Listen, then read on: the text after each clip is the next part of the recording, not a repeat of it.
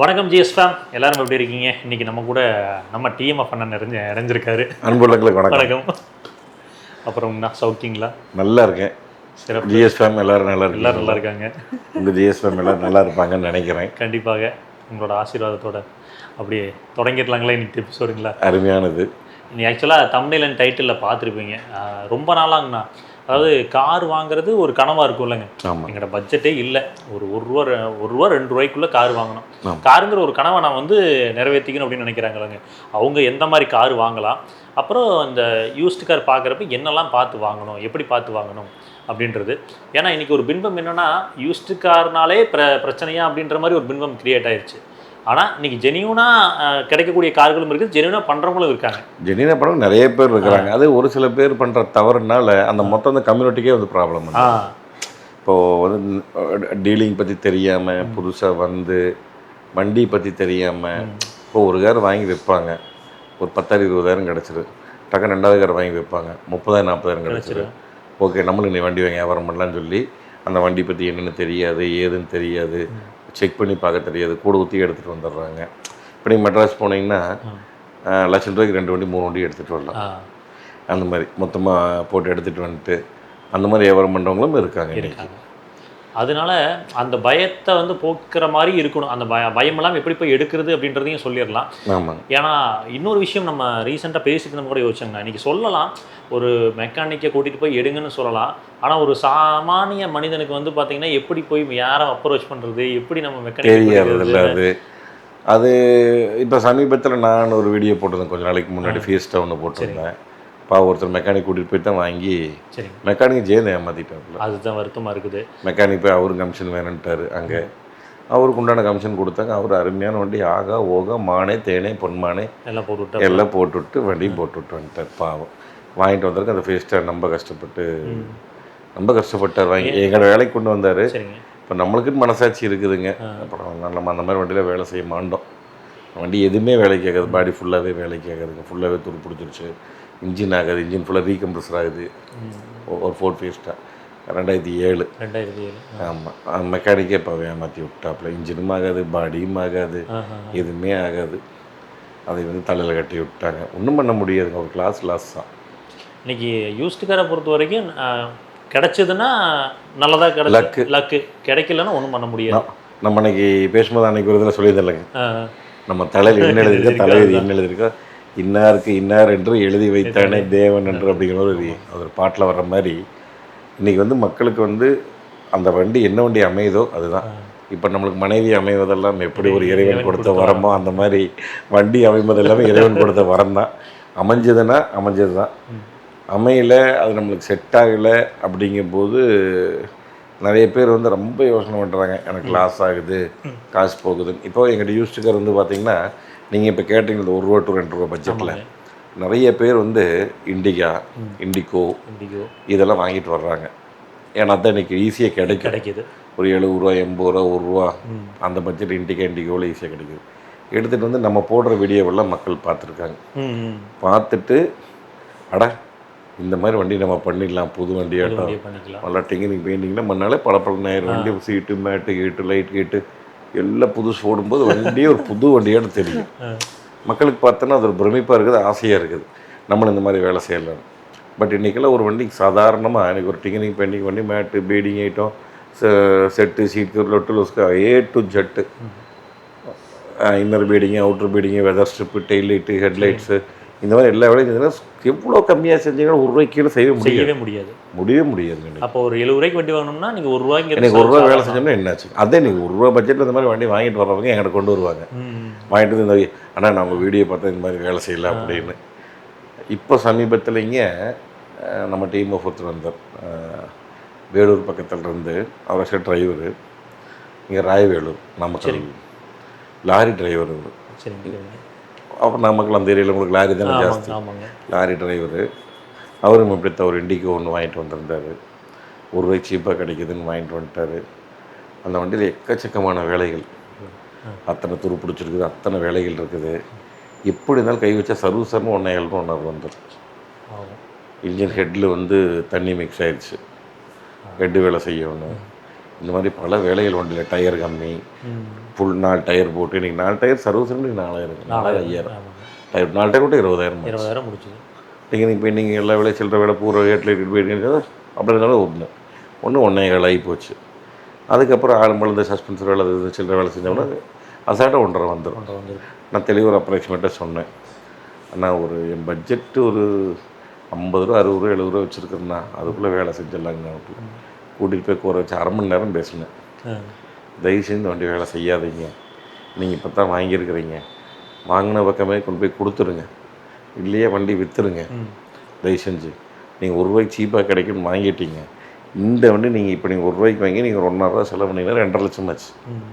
அதுக்கு நீங்கள் 1.5 லட்சம் கை காசு போடுறீங்கல்ல, அந்த காசு உங்கள்கிட்ட இருக்குதில்ல, அதை நீங்கள் வச்சுருங்க. இந்த ₹1 இந்த வண்டி விற்றுருங்க. எப்படி தான் வாங்கின விலைக்கு போகட்டியும் ஒரு 5-10 கம்மியாக போகும்.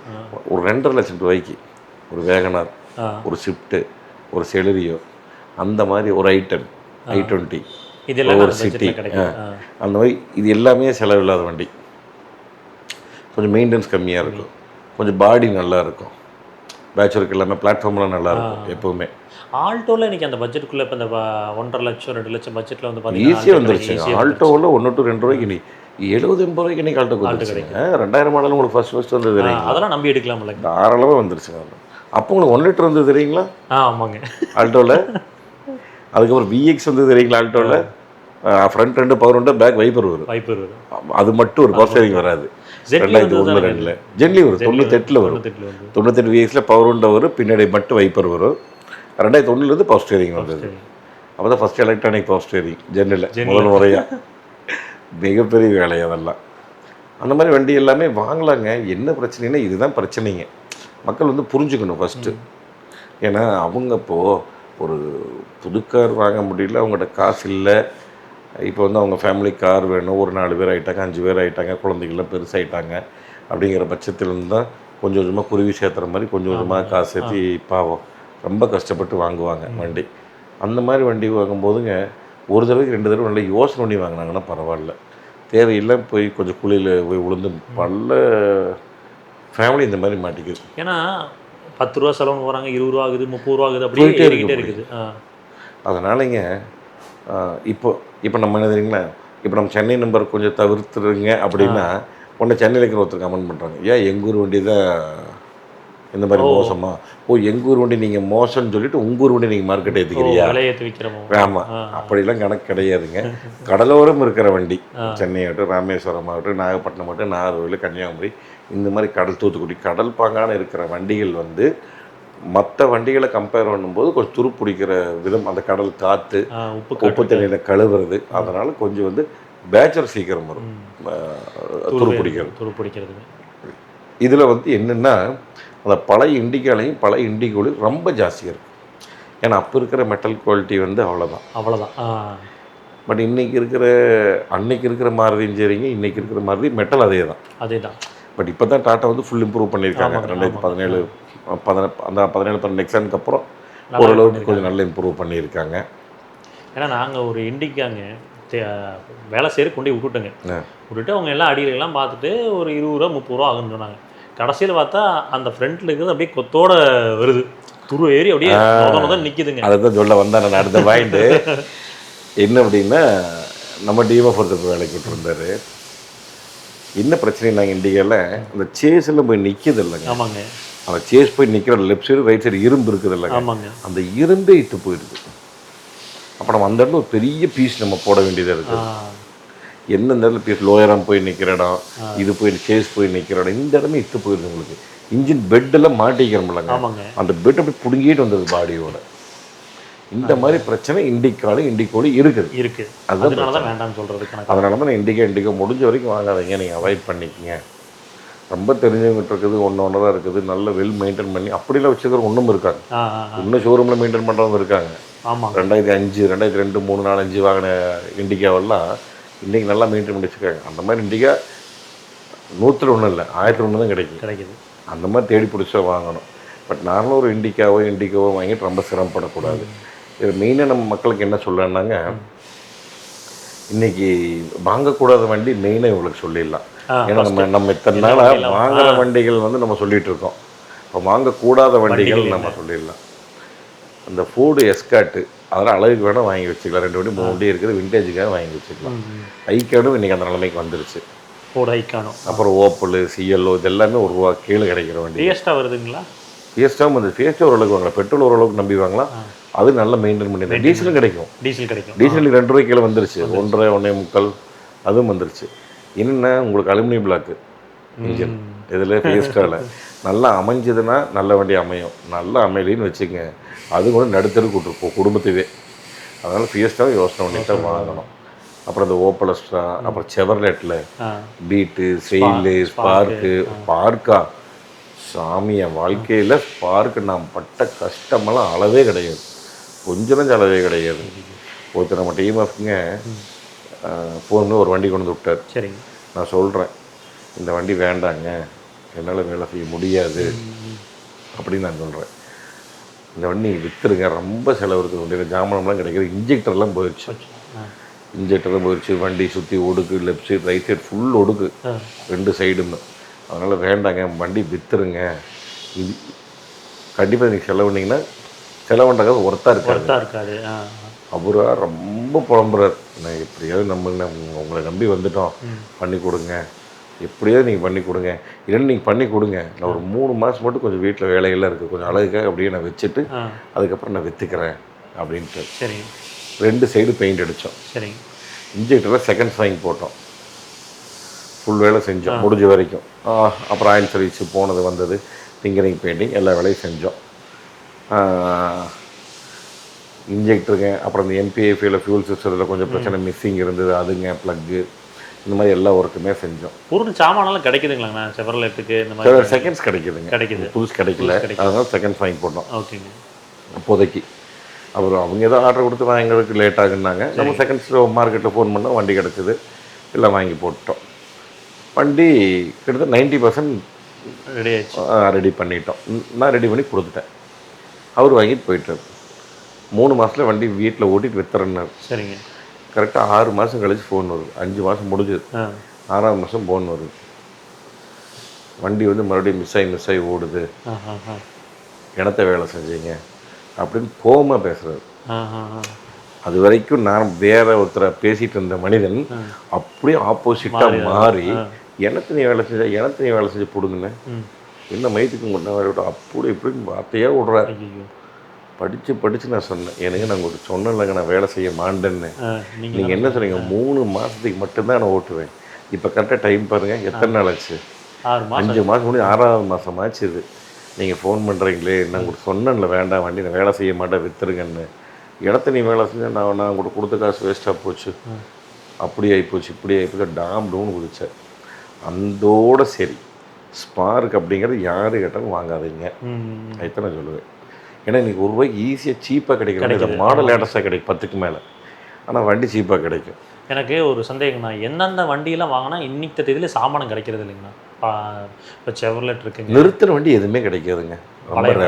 பழைய பிராண்டை நிறுத்தின வண்டி கம்பெனி விட்டு போயிட்டாங்க. ஆமாங்க, அதெல்லாம் ஃபோர்டுங்க, செவர்லெட்டு, அப்புறம் ஓப்பலுங்க, இதெல்லாம் மிட்சுபிஷிங்க இன்னைக்கு ரொம்ப டிமாண்ட் ஆகி போச்சு. எல்லாமே வந்து ஸ்பேர்ஸ் கஷ்டமாக தான் இருக்குது. கம்பெனி இந்தியா விட்டு போன கம்பெனி ஸ்பேர்ஸ் வந்து கன்ஃபார்மாக கிடைக்கிற லேட்டாக தான் கிடைக்குது. லேட்டாக கிடைக்கும். இது எல்லாம் பழைய மார்க்கில் தேடணும். அப்புறம் எல்லோரும் என்ன நினச்சிக்கிறாங்கன்னா, சில பேர் நம்மளே கடவுள் நினச்சிக்கிறாங்க. அண்ணன் எப்படின்னா ஜிம்முமா பண்ணி ஜாமானம் கொடுத்துருவார் அப்படின்னு. நானது ஒவ்வொரு பழைய மார்க்கெட்டை தேடணும். உக்கோட, அவனாசி, மேட்டுப்பாளையம், ஒவ்வொரு பக்கமாக ஃபோன் பண்ணி சொல்லி தேடி நம்மளும் அந்த மாதிரி தான் பிடிக்கணும். ரொம்ப அரிது. நம்ம போகிற நேரத்துக்கு அந்த இருக்கணும். ஒன்றும் இல்லைங்க. இப்போ நார்மலாக ஒரு ஜென்னு இருக்குங்க, 97-98 ஜென்னு. அந்த ஜென்னுக்கு டோர் பேடு கிடைக்கல. டோர் பேடு ஒன்றுமே பண்ண முடியாது. அதையே கிடைக்காம சொல்லி வச்சு நான் வேலை செஞ்சேன். உங்களுக்கு 98க்கு மேலே வேறு விஎக்ஸோட இருக்குது, பவர் விண்டோவோட வருது. அதுக்கப்புறம் 2004-2005 லேட்டஸ்ட் இருக்குது. ஆனால் 97 மாடலோடைய டோர் பேடு கிடைக்க மாட்டேங்குது. இப்போ மாருதிலேயே கிடைக்கல, எங்கேயுமே கிடையாது டோர் பேடு. ஜென்னுக்கு டோர் பேடு கிடையாது. அப்புறம் கிட்டத்தட்ட ஒரு வண்டி ரெடி பண்ணி கொடுத்துட்டேன், பழைய டோர் பேட் ரெடி கொடுத்துட்டேன். அப்புறம் ஒரு 6-7 மாதம் கழிச்சு ஒரு சூப்பரான வண்டி 97 மாடல் உடைக்கிறதுக்கு வந்தது. சரிங்க, அதுலேருந்து டோர் எடுத்து அழகாக டோர் பேட் 4 அட்டை கழட்டி வாங்கி கொடுத்துட்டேன். அந்தியூர் இங்கே பக்கத்தில் அவர் நம்ம டிஎம்எஃப். அவருக்கு வாங்கி கொடுத்து ரொம்ப பிரியமாக போச்சு அவருக்கு. ஏன்னா நம்ம அந்த மாதிரி 6 மாதம் ஃபாலோ பண்ணியாவது நான் ஜாமான் வாங்கி கொடுத்துருவேன். அது மாதிரி நிறுத்தின வண்டி வாங்கினா சிரமம். மார்க்கெட்டில் இல்லாத வண்டி, கம்பெனியில் இன்றைக்கி இல்லாத வண்டி வாங்கினா ரொம்ப சிரமம் தான். இப்போ எனக்கு நம்பி வாங்கலாம்ப்பா, ஒரு 2 ரூபாய்க்குள்ளே இந்த வண்டியெல்லாம் வாங்கலாம்ப்பானா எந்த மாதிரி வண்டி சொல்லலாம்? கண்ணை மூடி Maruti first, Maruti Alto, Wagon R, Celerio 2 ரூபாய்க்கு வரல, கொஞ்சம் 1 மணி கிடைக்கும். வேகனார் ஈஸியாக கிடைக்கும். வேகனார், செலரியோ உடனே வாங்கலாம், யோசனை பண்ணாமல் வாங்கலாம். ஏஸ்டார் அந்த மாதிரி வாங்கலாம். மாருதி 8 ஓரளவுக்கு மாருதி 8 எல்லாமே வாங்கலாம். ஹுண்டாய் சாண்ட்ரோ, i10 இதெல்லாமே வாங்கலாம். i20 கூட சிலது கிடைக்கிறதுக்கு வாய்ப்பு இருக்குது. செகண்ட் ஒன்று தேர்ட் ஒன்று ஆகிருந்ததுன்னா i20 இங்கே கிடைக்கிறதுக்கு வாய்ப்பு இருக்குது. ஹோண்டா சிட்டி ஃபஸ்ட்டு இது 3 வண்டி ஜப்பான் எடுத்துக்கலாம். ஹோண்டா சிட்டி, டொயோட்டா, டொயோட்டோவில் இட்டியோஸ் லிவா கிடைக்கிறதுக்கு வாய்ப்பு இருக்கும். பெட்ரோல் அதாவது செகண்ட் நல்லா இருக்கும். மைலேஜ் நீங்கள் அந்தளவுக்கு எதிர்பார்க்க முடியாது டீசல் அளவுக்கு. அட்லீஸ்ட் ஒரு 15 மரியாதையே கிடைக்கும். நல்ல வண்டி லிவா, இந்த வண்டிகளில் போகலாங்க. அதுக்கப்புறம் போனீங்கன்னா மகேந்திரா லோகன் நிறைய பேர் கேட்டிருக்காங்க. நல்ல வண்டிங்க, வேலை வைக்காது, செம்ம சஸ்பென்ஷன், அந்த மாதிரி வண்டியே கிடையாது இன்றைக்கி வரைக்கும். ஸ்பீடு பிரேக்கில் கால் வைக்காமல் போகலாம். நீங்கள் எவ்வளோ போனாலும் சரி, 60 போனாலும் சரி, 100 போனாலும் சரி, அப்படி இப்படின்னு போகும். அவ்வளோ அட்டகாசமாக இருக்கும் வண்டி சஸ்பென்ஷன். என்ன ஒரே மைனஸ்னால் அதுவே ஜாமானம் தான். அதில் அந்த இந்த இன்ஜினு என்ன டிசிஐ டிசிஐ அதே இன்ஜின் தான். அதே இன்ஜின் தான். ரெண்டுக்கு ஒரே இன்ஜின் தான். லோகனுக்கு இருக்கு நல்ல மெயின்டைன் பண்ணி வச்சுருந்தா அருமையான இன்ஜின். அந்த மாதிரி ஒரு இன்ஜினே கிடையாது. சர்வசாதாரணமாக 4 லட்சம் 5 லட்சம் ஓடும். 4 lakh 5 lakh. ஆனால் அதில் ஏதோ ஒரு குளறுபடி பண்ணிட்டாங்கன்னு வச்சுக்கோங்க, கிருப போய் ரொம்ப நாள் ஓட்டி ஆயில் அடித்து அந்த மாதிரி ஏதாவது பிரச்சனை வந்துருச்சு அப்படின்னா, விட்டுருச்சுன்னா அவ்வளோதான், நம்மளுக்கு கூட அடுத்த கூட்டும். நல்ல வண்டி, அது கொஞ்சம் யோசனை பண்ணி தான் வாங்கணும். லோகன் ஜாமான் இன்னைக்கு கிடைக்கிறது இல்லை. பட் நான் 2-3 வண்டி வேலை செஞ்சுருக்கேன் லோகன்லாம். கிங்கரிங் பெயிண்டிங்லாம் பண்ணி கொடுத்துருக்கேன். நல்ல வண்டி லோகன்லாம். பட் அது வந்து யோசனை பண்ணி வாங்கிக்கலாம். மேக்ஸிமம் இந்த மாதிரி இருக்கிற இன்றைக்கி இருக்கிற மார்க்கெட்டில் இந்த வண்டியெல்லாம் நம்ம வாங்கணும் அப்படின்னா ஒரு 1 to 2 ரூபா பட்ஜெட்டில் இந்த Hyundai company, Maruti company, Toyota company தாராளம் போகலாம். பிரச்சனை இல்லாமல் ஓடிட்டு இருக்குங்க. ஹோண்டா சிட்டி ஆனால் 2007-8 இன்றைக்கி 2 ரூபாய்க்கு வந்துருச்சு. 2 ரூபாய்க்கு கீழேயும் இருக்குது 2005. இப்போது எனக்கு என்னென்னா, இப்போ மெக்கானிக்கை கூட்டிகிட்டு போகிறாங்கன்னா அந்த இப்போ எனக்கு என்ன கேள்வினா, இப்போ நான் வந்து ஒரு அரச்சலூரில் இருக்குன்னு வச்சுக்கோங்க. இப்போ அரச்சலூரில் இருக்கிற ஒரு மெக்கானிக்கை கூட்டிகிட்டு போனால் தான் அந்த ஊரில் இருக்கிற ஒரு டீலர்ஷிப்பில் அந்த கமிஷன் வாங்கிட்டு வண்டி நல்லா இருக்குன்னு சொல்லுவாங்க. நம்ம ஊரில் இருக்கிற மெக்கானிக்கை கூட்டிகிட்டு போயிட்டா அதுக்கு தானுங்க. இப்போது ஃபஸ்ட்டு நீங்கள் ஒரு யூஸ்டு கார் வாங்கணும் அப்படின்னு சொன்னாலே நீங்கள் மனசில் முடிவு பண்ணிட்டீங்க. சிறுக குருவி சேர்த்த மாதிரி காசு வேலைக்கு போயோ, நீங்கள் டிரைவர் அதனால் லாரி டிரைவர் சொல்லுவாங்க, அந்த மாதிரி டிரைவர் அப்பாவும் போய் கஷ்டப்பட்டு அந்த மாதிரி உங்களுடைய குடும்பத்துக்காக நீங்கள் ஒரு கார் வாங்குறீங்க சேர்த்தி. ஏன்னா இன்றைக்கி இருக்கிற சூழ்நிலை அவசர உலகம். ஏன்னா குடும்பத்தையும் பார்க்கணும், குழந்தைகள் பார்க்கணும், ஸ்கூல் ஃபீஸ் பார்க்கணும், இவ்வளோ வேலைகளுக்கு இடையில் நம்ம வந்து வாழ்க்கையில் அவ்வளோ ஓடிட்டுருக்கோம் ஸ்பீடாக. இந்த ஓட்டத்தில் வந்து நமக்கு ஒரு கார் அப்படிங்கிற ஒரு முக்கியமான பங்கு. என்னை பொறுத்தவரைக்கும் அது ஒரு உயிர் மாதிரி தான். அப்படி ஒரு காரை வந்து நம்ம தேர்ந்தெடுக்கிறது பொறுமையாக தேர்ந்தெடுக்கணும். வேறு வழியில் நம்ம அவசரத்துக்கு நம்ம இப்போ ஒரு அப்படியே நம்ம பேசுகிற மாதிரி தெரியாத டீலிங், இப்போ புதுசாக வியாபாரத்துக்கு வந்தவங்க அந்த மாதிரி ஆட்களை போய் நம்ம மாட்டும்போது என்னங்கன்னு கேட்டிங்கன்னா, இப்போ இவர் வாங்க போகிற வண்டி வந்து ஒரு ஆல்டோ மைண்டில் வச்சுட்டு போவார். அங்கே போனதுக்கப்புறம் செவலட் பீட் நிற்கும். ஏனுங்க நீங்கள் ஆல்டோ போய் பெட்ரோல் வாங்க செவலட் பீட்டே வருங்க 1-1.5 அருமையான வண்டி இருக்குது 1.5 ரூபாய்க்கு. இதை வாங்கிங்கன்னு கொடுத்துருவாங்க. மைலேஜ் 25 கிடைக்குங்க. இப்போ அவருக்கு ஆட்டோமேட்டிக்காக மைண்டு மாறிடும். டீசல் போல் நல்ல மைலேஜ் கிடைக்கும். அந்த மாதிரி மாட்டினவங்களும் இருக்காங்க. மனசு மாதிரி கொஞ்சம் மைண்டு மாறாமல் டென்ஷன் இல்லாமல் போகணும். அப்புறம் முடிஞ்ச வரைக்கும் ஃபஸ்ட் ஆப்ஷன் நான் உங்களுக்கு என்ன சொல்கிறேன் அப்படின்னாங்க, உங்கள் சொந்தக்காரர் மேக்ஸிமம் தெரிஞ்ச இடத்துல. இப்போ உங்கள் சொந்தக்காரர் 2001 ஆல்டோ வாங்கியிருக்காரு, 2002 ஆல்டோ இன்றைக்கி வரைக்கும் வச்சுருக்காரு. கிட்டத்தட்ட ஒரு 23 வருஷமாக அவரே வச்சுருக்காரு. புது இடத்துல வச்சுருக்காருன்னா கண்ணை உடைய தாராளமாக அவர்கிட்ட போய் வாங்க. நம்பி தெரிஞ்ச வட்டாரங்களில் வாங்குறது, தெரிஞ்ச வட்டாரங்களில் ஃபஸ்ட்டு சொந்தக்காரங்க, அதுக்கப்புறம் கிடைக்காட்டி ஃப்ரெண்ட்ஸ் ஆஃப் ஃப்ரெண்ட்ஸ் அப்படி போகலாம். இதுவும் கிடைக்கலையா, மூணாவதாக ஒரு ஆப்ஷன் வச்சுக்கோங்க. நேராக ஷோரூம். மாருதி வாங்குறீங்களா, ஆல்டோ போயிருங்க. ஹுண்டாய் வாங்குறீங்களா, நேராக ஹுண்டாய் ப்ராமிஸ் அங்கே போயிருங்க. ஷோரூம்லேயே நீங்கள் யூஸ் விற்கிறேன். அவங்ககிட்ட போயிருங்க. நாளைக்கு அட்லீஸ்ட் என்னன்னா போய் கேட்கலாம். என்னென்னு கேட்கலாம். 4வது ரொம்ப தெரிஞ்ச டீலர், ரொம்ப வருஷமாக பண்ணிகிட்டு இருக்கிறாங்க, ஜெனியனாக பண்ணிகிட்டு இருக்கிறவங்க நிறைய பேர் இருக்கிறாங்க. எல்லா ஊர்லேயும் இருக்கிறாங்க பழைய ஆட்கள். ஆமாங்க. இன்றைக்கி பழைய ஆட்கள்னு சொல்லும்போது நிறைய பேர் தொழிலை விட்டாங்க. ஏன்னா அவ்வளோ ஒரு இன்றைக்கி எப்படி சொல்ல ஒரு கஷ்டமான தொழிலாக போச்சு. நானே இன்றைக்கி விட்டேன். ஏன் அப்படின்னா இதுதான் எல்லாத்துக்கும் வர கெட்ட கொஞ்சம் கஷ்டமாக தான் இருக்குது. ஆமாம், நியாயமாக பண்ண நிறைய பேர் இன்றைக்கி ஃபீல்டு இல்லை. இந்த கோயம்புத்தூர்லாம் பார்த்தீங்கன்னா கொடி கட்டி பிறந்தவங்க நிறைய பேர் இருக்கிறாங்க. திருப்பூராகட்டும், திருப்பூர் வெங்கடாசலம்னு சொல்லிங்க, அவ்வளோ 80s காலகட்டத்துலேயே 90ஸ்க்கு அப்புறம் கொடிகட்டு பிறந்தவர். இன்றைக்கி அவரே இல்லை மார்க்கெட்டில், தொழிலே வேண்டாம்னு போயிட்டார். காரணம் என்னென்னா ஒரு கட்டத்துக்கு மேலே வெறுப்புங்க. எல்லோரும் பண்ண தவறு பண்ண அந்த தவறு அந்த மொத்த கம்யூனிட்டியே பாதிக்குது. பிஸ்னஸே போட்டு அமுக்குது. மொத்த பிஸ்னஸ் எல்லாத்தையும் போட்டு சொல்லுது. இப்போ நான் கார் டீலர் அப்படிங்கும்போது நீங்கள் என்ன நினைப்பீங்கன்னா, கார் டீலரா சரி நம்ம அன்றைக்கி கார் வாங்கி ஏமாத்துமே, இந்த ஆள் அதே மாதிரி தான் இருப்பான். உங்களுக்கு என்ன வந்து நீங்களே பார்த்து பேசுவீங்க, ஓ இந்த ஆள்கிட்ட பார்த்து வச்சுக்கணும், அளவாக வச்சுக்கணும் அப்படிங்கிற மாதிரி ஆகிப்போச்சு கொஞ்ச நாளில். அதனால தான் நீ தொழில் விட்ட மெயினாக காரணமே. இப்போ ஆக்சுவலாக அன்றைக்கி நம்ம பேசிகிட்டு இருந்தப்போனா இந்த இதுக்கான ஒரு அசோசியேஷன் இருக்குது. ஆமாம், அப்படின்னு ஒன்று இருக்கு இல்லைங்க. இந்த அசோசியேஷன் இருக்குது. ரொம்ப நாளாக பண்ணுறவங்க கம்பல்சரி அசோசியேஷன் இருப்பாங்க. அந்த மாதிரி அவங்ககிட்ட போய் வாங்கும்போது கொஞ்சம் சேஃபர் சைடாக இருக்கும். நாளைக்கு எதுனாலும் நம்ம பேசிக்கலாம். கண்டிப்பாக வாங்கலாம். என்ன ஒரு ப்ளஸ்னாங்க, நீங்கள் அசோசியேஷனை பொறுத்த வரைக்கும் இப்போ வண்டியில் வந்து கம்ப்ளைண்ட் தான் நம்ம கேட்க முடியும். நம்ம வாங்குற செகண்ட் வண்டி, பழைய வண்டி, அதை நம்ம செக் பண்ணி 1 to 2 ரூபாய்க்கும் போது கண்டிப்பாக 10 வருஷம் 15 வருஷத்துக்கு மேலான வண்டி, அதையும் நம்ம செக் பண்ணி வாங்கிக்கணும் என்ன ஏதுன்னு. மற்றபடி ஆர்சி புக்கில் ஏதாவது பிரச்சனை நாளைக்கு திருட்டு வண்டி அப்படிங்கிற பட்சத்தில் அவங்க கண்டிப்பாக அவங்க சப்போர்ட் பண்ணுவாங்க. உறுதியை வந்து அசோசியேஷன் வந்து நிற்கும். அப்புறம் மீட்டர் கீட்டர் கம்பெனி விற்று போட்டாங்க, என்னை ஏமாற்றிட்டாங்க, எவ்வளோ லட்சம் ஒன்று வண்டி அந்த மாதிரி அப்படிலாம் சொல்லும்போது கண்டிப்பாக வந்து அது அசோசியேஷன் கண்டிப்பாக கேட்கும். ஸோ எனக்கு தெரிஞ்சிங்கண்ணா ஓவராலாக ஒரு 1 to 2 லட்சம் பட்ஜெட்டில் என்ன காரெல்லாம் வாங்க வேண்டாம், இல்லை வாங்கினா எப்படி பார்த்து வாங்கலாம் அப்படின்ற மாதிரி விஷயங்களை சொல்லியிருக்கிறோம். ஏன்னா இது ரொம்ப நாளாக பண்ணணும்னு நினச்சிட்டு இருந்தேங்க. காசு வந்து எனக்கு ரொம்பவே கம்மி. எங்கிட்ட ஒரு 1 ரூபா தான் இருக்குது, 2 ரூபா தான் இருக்குது. ஆனால் நான் ஒரு கார் வாங்கணும்னு ஒரு மனசில் ரொம்ப ஒரு ஆசை ஏக்கம் இருக்குதுன்னா அவங்களுக்கான பதிவு அந்த வீடியோ இருக்குன்னு நான் நம்புகிறேன். இது ஒரு மெயினான பதிவு. நான் என்ன சொல்ல வரேன்னாங்க, மெயினான விஷயத்தை நம்ம சொல்லணும். அவங்க வண்டி வாங்குறதும் கூட இன்றைக்கி பிரச்சனை இல்லைங்க. தயவு செஞ்சு 2 ரூபா பட்ஜெட்டில் வண்டி வாங்கி நீங்கள் ஒரு 1 லட்சம் லோன் போடுறீங்க, முடியாத சுச்சுவேஷன் 1 ரூபா லோன் போடுறீங்க அப்படின்னா லோக்கல் ஃபைனான்ஸ் மட்டும்தான் கிடைக்கும். அங்கே போகும்போது உங்களுக்கு வாங்குறது 1.5 ரூபா வட்டி, நீங்கள் கட்டி முடிக்கும் போது 3 ரூபா வட்டி. அதனால் யோசனை பண்ணிவிட்டு தயவு செஞ்சு தயவு கூர்ந்து புண்ணியமாக போட்டுங்க 1 இயர் லோன் போட சொல்லுங்கள். யாராக இருந்தாலும் 1 வருஷம் போடுங்க. 1 வருஷத்தை தாண்டி 1 வருஷம் 1 லட்சம் ரூபா லோன் போடுறீங்க, 1 வருஷம் 1.5 ரூபா வட்டி 1 லட்சம் ரூபாய்க்கு 1500 ரூபா மாதம். எவ்வளோங்க 1 வருஷம் 12 மாதம், ஒரு 11,500 வரும்.